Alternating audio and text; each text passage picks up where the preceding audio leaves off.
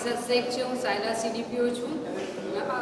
Food fortification એ ખૂબ જ અગત્યનું છે, જે બધા ન્યુટ્રિયન્ટ લોસ થાય છે ખોરાકમાંથી એને, અથવા તો જે ખોરાકમાં એ ન્યુટ્રિયન્ટ્સ હોતા નથી એમાં એ એડ કરવાના, એ ખૂબ જ અગત્યની પ્રક્રિયા છે। ICDSમાં ફોર્ટિફાઈડ ચોખા આપવામાં આવે છે લાભાર્થીને, જેમાં વિટામિન B12 આયર્ન હોય છે, એનિમિયા દૂર થાય છે અને આયોડિનથી ગોઈટરની સમસ્યાઓ દૂર થાય છે। એટલે ફોર્ટિફાઈડ મીઠાનો જ ઉપયોગ કરવો અને ફોર્ટિફાઈડ ચોખાનો ઉપયોગ કરવો, જે હેલ્થ માટે ખૂબ જ જરૂરી છે। जैसा कि आप जानते हैं कि हेल्थ इज़ वेल्थ, और इसीलिए सभी की सुखाकारी, सभी का स्वास्थ्य बहुत ही महत्वपूर्ण है।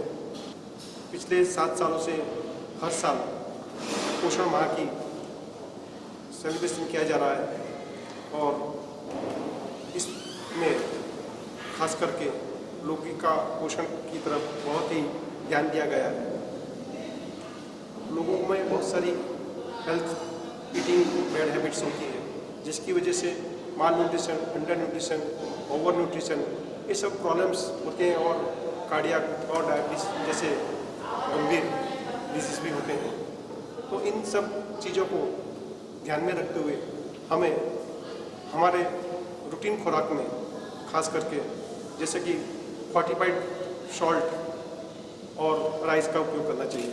ये सभी जगह खूब अच्छी तरह और बहुत ही चीप प्राइस में उपलब्ध है। फोर्टिफाइड सॉल्ट का उपयोग करते हुए उसमें आयरन और आयोडीन बहुत सारी मात्रा में उपलब्ध है। हमारे बॉडी की पूरी रिक्वायरमेंट जैसे कि आयोडीन की है, वो ये डबल फोर्टिफाइड जो सॉल्ट है वो पूरी करता है, और जो हमारे आयरन रिक्वायरमेंट है वो भी लगभग 60% ये जो सॉल्ट है वो हमारी पूर्तता करता है। आयोडीन अच्छी तरह लेने से गोइटर रोग होने की संभावना बिल्कुल जीरो जैसी हो जाती है।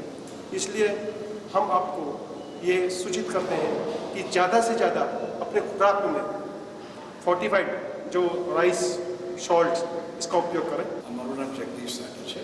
હું સ્ટેટ ફોર્ટિફિકેશન કન્સલ્ટન્ટ તરીકે કાર્યરત છું, અને આજનો આ કાર્યક્રમ છે જે પોષણ માસને અંતર્ગત જે આપણો પ્રયત્ન ચાલી રહ્યા છે કે ગુજરાત રાજ્યમાંથી કુપોષણની નાબૂદી થાય, ખાસ કરીને એનિમિયાની નાબૂદી થાય, એના માટે સરકારશ્રી દ્વારા ઘણા પ્રયત્નો કરવામાં આવ્યા છે। એમાંનો એક પ્રયત્ન છે કે ફોર્ટિફિકેશન, એટલે જે આપણે ખાદ્ય પદાર્થો ખાઈએ છીએ એમાં જ ફોર્ટિફિકેટ એટલે કે પોષક તત્વો ઉમેરીને એનો ઉપયોગ કરવામાં આવે। હવે એના માટે ખાસ કરીને જે અત્યારે ગુજરાત રાજ્ય સરકારશ્રી દ્વારા અવેલેબલ છે આપણા લાભાર્થીઓ સુધી, એ છે ફોર્ટિફાઈડ ચોખા, જેમાં આયર્ન, ફોલિક એસિડ અને B12 ઉમેરવામાં આવેલું છે। એવી રીતે જ અવેલેબલ છે ડબલ ફોર્ટિફાઈડ સોલ્ટ, જેમાં આયોડિનની સાથે સાથે આયર્ન પણ ઉમેરવામાં આવેલું છે। પણ આપ સૌ જાણો છો કે આ એટલી મહત્ત્વની યોજના છે, અને એનાથી અસરકારક રીતે એનિમિયા અને કુપોષણનું નાબૂદી થઈ શકે, પણ એની સાથે સાથે ઘણી સમાજમાં ઘણી ગેરમાન્યતાઓ વર્તાઈ રહેલી છે। જેમ કે ચોખા છે, તો ઘણી ફોર્ટિફિકેશન કરેલા ચોખાના દૂધમાંથી બનેલા દાણામાં પોષક તત્વો ઉમેરીને મિક્સ કરવામાં આવેલા છે અથવા મિશ્રિત કરવામાં આવેલા છે, પણ પ્રોબ્લેમ એવું થાય છે કે આ જ્યારે પલાળી કરે એના દાણા થોડા પાણીમાં તરતા રહે છે, તો લોકોમાં એવું લાગે છે કે આ ચોખા નથી, બીજું કંઈ છે કે પ્લાસ્ટિક છે એમ સમજીને એ લોકોને દૂર કરી દે છે અને એનો વપરાશ કરવાનું બંધ કરી દે છે। એને કારણે જે સરકારશ્રીના સંપૂર્ણ પ્રયત્નો છે એનિમિયા નાબૂદી કે કુપોષણ નાબૂદી એ વ્યાય જાય છે।